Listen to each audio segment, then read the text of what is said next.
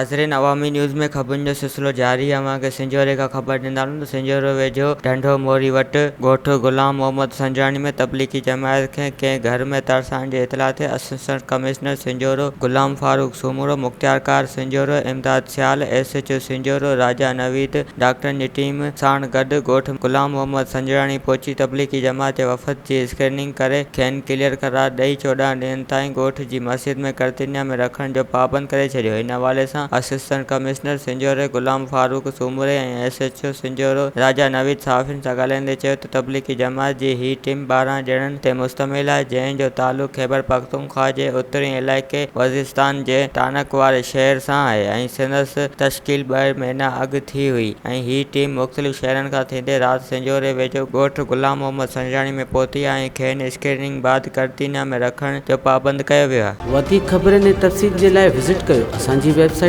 awamiNewsHD.com ऐं ॾिसंदा रहो अवामी न्यूज़ HD।